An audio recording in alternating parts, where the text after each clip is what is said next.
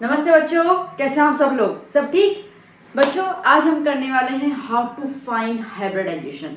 देखिए, अब पिछले वीडियो में मैंने कवर अप कर लिया था कि हाइब्रिडाइजेशन क्या होता है, उसको बहुत डिटेल में बारीकी से मैं एक्सप्लेन किया था। और मुझे पता है कि जिन बच्चों ने वीडियो देखा है तो उनको कॉन्सेप्ट बिल्कुल क्लियर है। बस अब वो देखना है कि क्या हम लोग एग्जाम में फॉर्मूला, मेथड कुछ भी लगा सकते हैं ताकि हम जल्दी से ना वैल्यूज निकाल पाए कि एसपी हाइब्रिडेशन है, sp2 है, sp3 है। तो अब sp क्या होता है, sp2 sp3 हाइब्रिडेशन कैसे बना, क्या बना, वो अपन ने लास्ट वीडियो में कवर अप कर लिया था।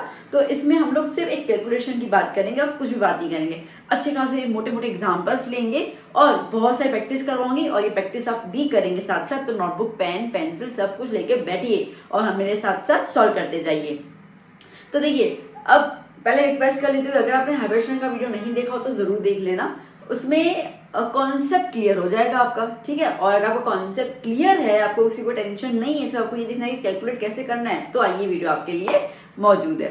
तो देखो बच्चा, अब इसमें सबसे पहले हम लोग देखेंगे कि एक मेथड देखेंगे और एक फॉर्मूला देखेंगे, ठीक है। मेथड का मतलब ये है कि अगर आपको स्ट्रक्चर ड्रॉ किया और दिया गया है तो आप कैसे निकाल सकते हो उसका हाइब्रिडाइजेशन। और अगर आपको स्ट्रक्चर का सिर्फ नाम दिया है, ड्रॉ नहीं किया हुआ है, तो हर एक स्ट्रक्चर थोड़ी अपन ड्रॉ कर पाएंगे। इतने सारे कंपाउंड से तो हर एक कंपाउंड का स्ट्रक्चर ड्रॉ करना तो मुश्किल हो जाता है। तब हम एक फॉर्मूला अप्लाई करेंगे, ठीक है। तो मैं आपको दो तरीके बताऊंगी इस वीडियो के अंदर। तो चलो शुरू करते हैं। देखो बच्चों, अब ये जो हमने कल डिस्कशन किया था वीडियो में, वो मैंने इसका सारा समरी पोर्शन लिख दिया है। तो देखो, z जो होता है, ठीक है, z की वैल्यू क्या आती है उस पर हमारा टिका हुआ है हाइब्रिडाइजेशन। अगर z की वैल्यू 2 आई तो sp हाइब्रिडेशन, तो उसका ज्योमेट्रिक शेप क्या होगा, ज्योमेट्री कैसा होगा उसका, लीनियर। अगर 3 आती है तो sp2 ट्रायंगुलर प्लानर। 4 आता है z का वैल्यू तो sp3 दैट इज टेट्राहेड्रल। 5 आता है तो sp3d that is trigonal bipyramidal. And 6 आता है तो sp3d2 that is the octahedral. आपको पता है जैसे कि एक s एक p ना, दो आ गए तो इसके लिए ऑर्बिटल्स कितने हो रहे हैं, दो हो रहे हैं, तो लीनियर बोलेंगे। यहाँ पे कितने ऑर्बिटल बन रहे हैं, दो यहाँ पे हैं p के और एक s का है, तो 3 हुए, तो उस हिसाब से, ठीक है। यहाँ पे 3 और एक s का 4, तो 4 के हिसाब से टेट्राहेड्रल, ठीक है। तो दैट इज द ऑर्बिटल्स। अच्छा, तो अब आपने मैम ये तो बता दिया कि z की वैल्यूज के ऊपर अपन हाइब्रिडेशन बता देंगे और ज्योमेट्री बता देंगे। z की वैल्यू निकालनी कैसी है मैम, ये रहा उसका फॉर्मूला, ठीक है, ये रहा इसका फॉर्मूला। तो z की वैल्यू निकालेंगे हम लोग number of sigma bond plus lone pair of the central atom, क्योंकि हम लोग हाइब्रिडेशन जो है वो बेटा सेंट्रल एटम पे डिपेंड करता है कि क्या उसका हाइब्रिडेशन रहेगा। क्योंकि आपने देखा था कि जितने वैकेंट ऑर्बिटल्स होते हैं कल के वीडियो में, वो इंटरमिक्स हो जाते हैं, है ना, इंटरमिक्स हो जाते हैं और नए नए ऑर्बिटल्स बनाते हैं, ठीक है, जिनका नेम हम sp sp3 कह रहे थे। तो मतलब किस पे डिपेंड कर रहा है, सेंट्रल एटम पे डिपेंड कर रहा है। तो इसके लिए आपको देखना है कि नंबर ऑफ सिग्मा बॉन्ड, पाई नहीं, सिग्मा बॉन्ड कितने होंगे और उसके लोन पेयर कितने होंगे, प्लस करेंगे, जितना ज्यादा है उसका वो हाइब्रिडेशन बन जाएगा। सिंपल तरीका।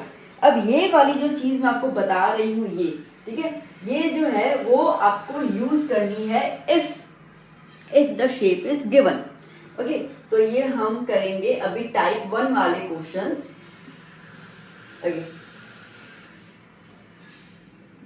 If shape of compound is given, तो जब आपको शेप ऑफ कंपाउंड दिया होगा तब आप कैसे निकालोगे वो देखना है। तो आइए स्टार्ट करते हैं और देखते हैं कि पहला शेप अपन क्या ले सकते हैं।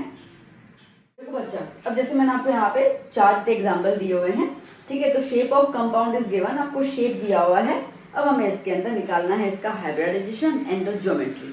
चलिए, तो अब हमें z निकालना है। z का फॉर्मूला क्या दिया हुआ है, number of sigma bond, sigma मतलब कि सिंगल बॉन्ड। तो चलो H2 में देखते हैं कितने सिंगल बॉन्ड है, ये 2 सिंगल बॉन्ड है, तो z is equals to 2 plus lone pair of the central atom. अब सेंट्रल एटम में कितने लोन पेयर है, एक ये लोन पेयर हुआ, एक ये लोन पेयर हुआ, 2 इलेक्ट्रॉन कंसिडर्ड 1 लोन पेयर, ठीक है। तो कितने हो गए, 2। तो 2 + 2 कितना हो गया बेटा, 4। अब मेरे को बताओ 4 के अंदर क्या हाइब्रिडेशन है, sp3, ज्योमेट्री क्या है, टेट्राहेड्रल। ओके, तो hybridisation is sp3 and geometry is tetrahedral, ठीक है। हम लोगों ने जब कल वीडियो कवर किया था रिगार्डिंग द हाइब्रिडेशन, तो हमने बताया था, ठीक है, कि किस तरीके से इलेक्ट्रॉन जंप करता है, फिर ऑर्बिटल्स बनते हैं, मिक्सिंग ऑफ ऑर्बिटल्स, फिर नए ऑर्बिटल बनते हैं। तो देखो हर एक में तो आप एक चीज करने नहीं बैठोगे ना, सीधी सी बात है, ठीक है। इतने सारे अपन कंपाउंड हो, सब में आप वो वाला कॉन्सेप्ट नहीं लगाओगे।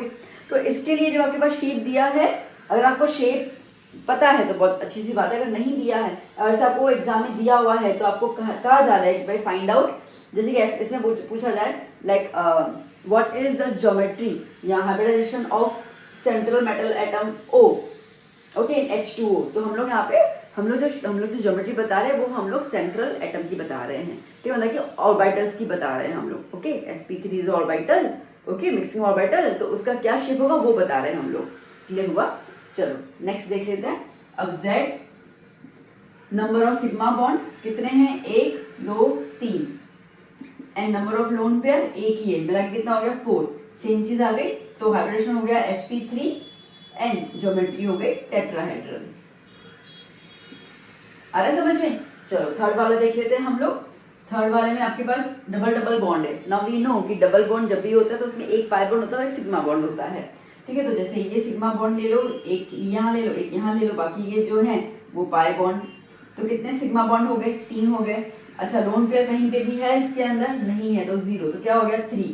अब 3 के लिए क्या है हाइब्रिडाइजेशन, sp2 लिख दिया, और ज्योमेट्री क्या है उसके लिए, ट्रायंगुलर प्लेनर। तो क्या लिख देंगे हम लोग, ट्रायंगुलर प्लेनर, ठीक है बच्चों, ठीक है। चलो एक और कर लेते हैं, SO4 2-। तो चलो पहले सिग्मा बॉन्ड निकाल देते हैं, कितने हैं, 1 2, इन दो में से एक ये और एक ये, कितने हो गए 4, ओके। लोन पेयर कहीं पे भी नजर आ रहा है, नहीं है, ठीक है, तो +0, तो कितने हो गए 4। तो H इज इक्वल्स टू क्या हो जाएगा, 4 के लिए क्या है sp3 है ना, sp3, और ज्योमेट्री क्या हो जाएगा टेट्राहेड्रल।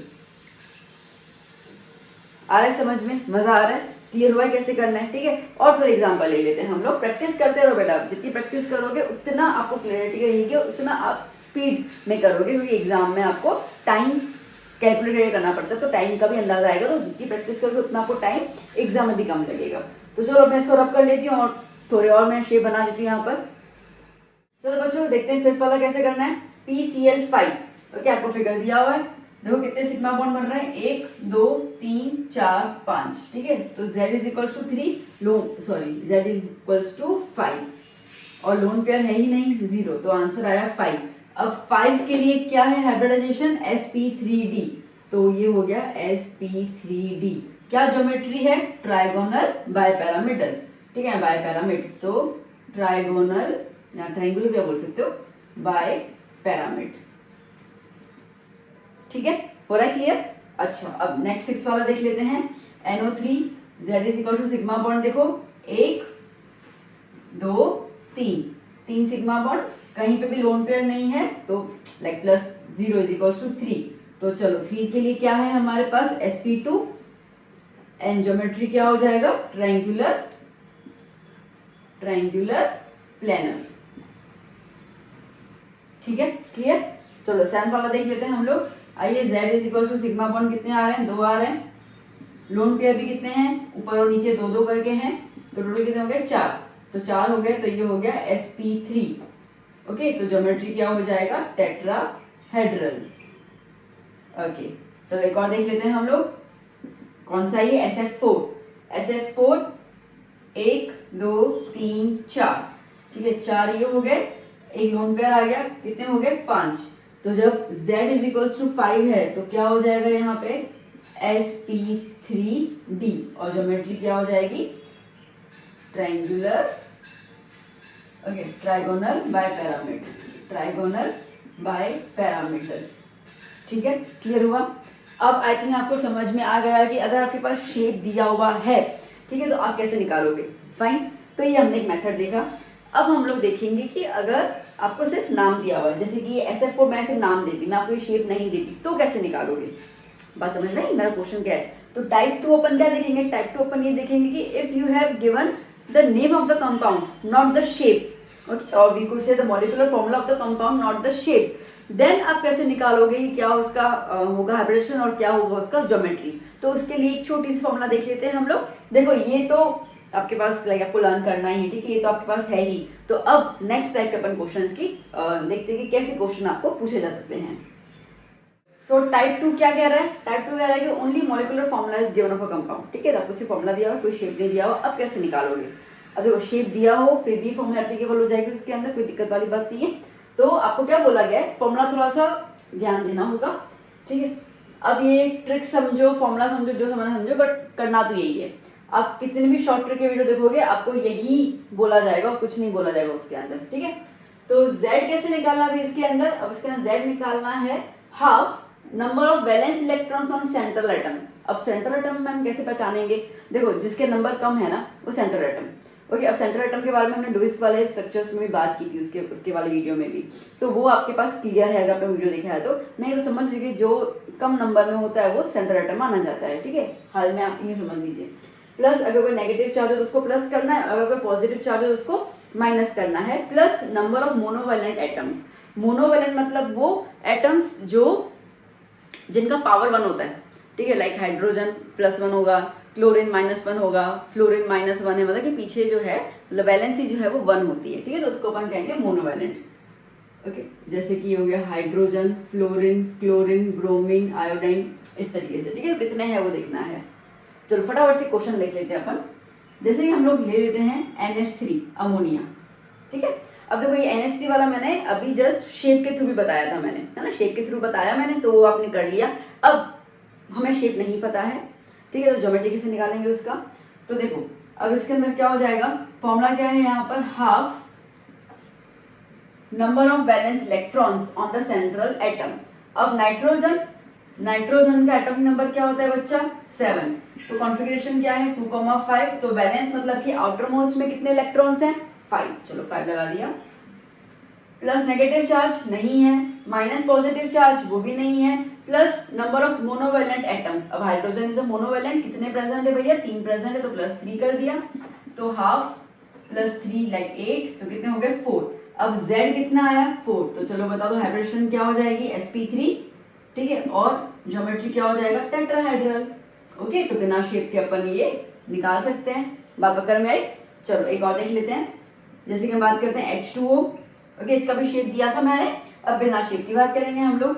तो इसके अंदर Z is half. Oxygen number कितना होता है? 8 होता है, तो 2,6। कितने पीछे की तरफ इलेक्ट्रॉन है? 6 हैं, तो 6 लगा दिया। कोई पॉजिटिव नेगेटिव चार्ज नहीं है, चलो ठीक है। हाइड्रोजन मोनोवैलेंट में आते कितने हैं? 2 हैं, तो क्या हो जाएगा? Half 8 that is 4। Again Z आपका 4 आया, तो हाइब्रिडाइजेशन क्या हो जाएगा? sp3, और ज्योमेट्री क्या हो जाएगा? टेट्राहेड्रल। ठीक है, फॉर्मूला थोड़ा सा आपको एक जब आप बोल बोल के करोगे ना, ठीक है, मैं नहीं करूँगा आप 10 बार फॉर्मूला लिखो, बट अगर आप ऐसे 10 से 15 एग्जाम्पल कर ले तो आपको फॉर्मूला मुंह पे आ ही जाएगी, तो कोई दिक्कत वाली बात नहीं है। ठीक है, क्लियर हुआ? चलो इसको नोट डाउन कर लो, फिर आगे और एग्जाम्पल्स करते हैं हम लोग। आइए बच्चों, थर्ड वाला कर लेते हैं। ले लेती हूँ मैं CO3 2-। ओके, तो चलो पहले Z निकाल लेते हैं हम लोग, हाफ। अब C is a central metal atom ion, क्योंकि कम नंबर में है, तो मुझे बताओ कितने वैलेंस इलेक्ट्रॉन होते हैं उसके? कार्बन के 4 होते हैं। ठीक है, 4 प्लस, अब प्लस का लिखा हुआ है, प्लस नेगेटिव चार्ज है ना, नेगेटिव चार्ज कितना है? 2 है। चलो माइनस पॉजिटिव, अब या तो नेगेटिव या पॉजिटिव होगा। Okay, plus number of monovalent atoms. Monovalent है? नहीं, oxygen is divalent, non monovalent. ठीक है, तो ये तो चीज होने नहीं रही, तो हाफ क्या हो जाएगा? 6।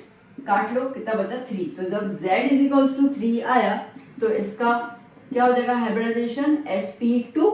ठीक है, और इसका ज्योमेट्री क्या हो जाएगा? Triangular planar. Okay done. चलो एक और देख लेते हैं हम लोग,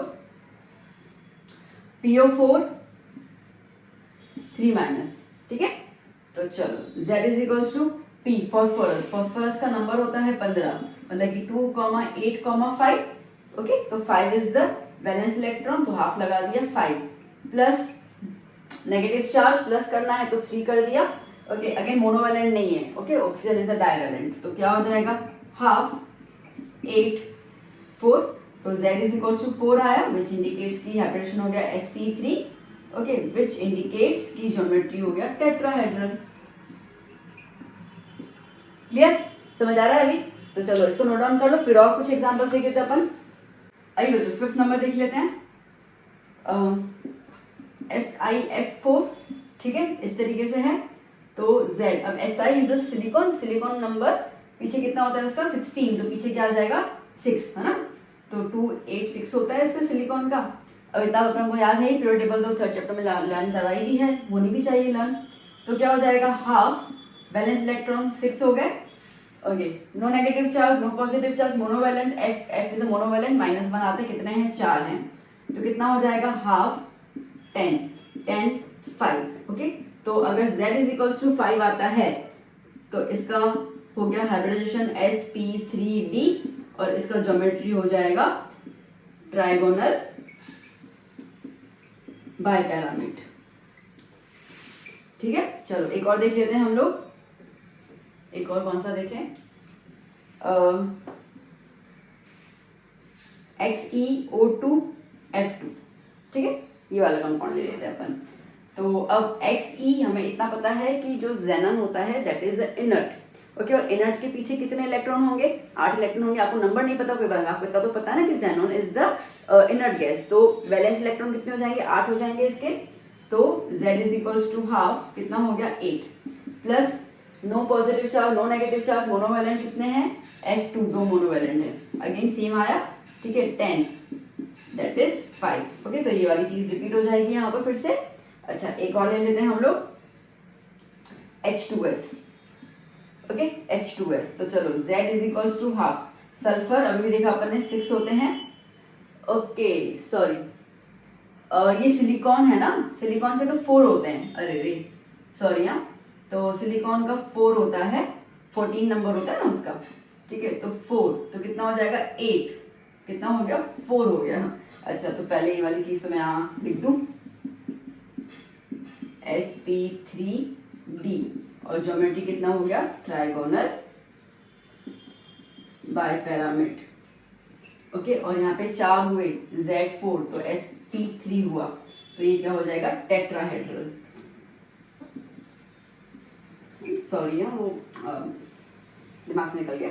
अच्छा, सिलिकॉन, सॉरी सल्फर, ठीक है, सल्फर कितना है यहाँ पर 16 नंबर होता है, तो पीछे 6 आया, ओके, और मोनोवैलेंट कितने हैं 2 हैं, तो अगेन हाफ 8, कितना आया 4, अब 4 आया तो ये वाली चीज रिपीट होगी यहाँ पर, ठीक है, ये वाली चीज यहाँ पर रिपीट होगी, that means Z is equals to 4, hybridization is sp3 and geometry is tetrahedral. So बच्चा पार्टी, आई होप कि इतने एग्जांपल्स करके आपको क्लियरिटी तो आ गई कि कैसे अपन को निकालना है, हाँ कि ना, आगे क्लियरिटी, चलो बहुत बेहतर।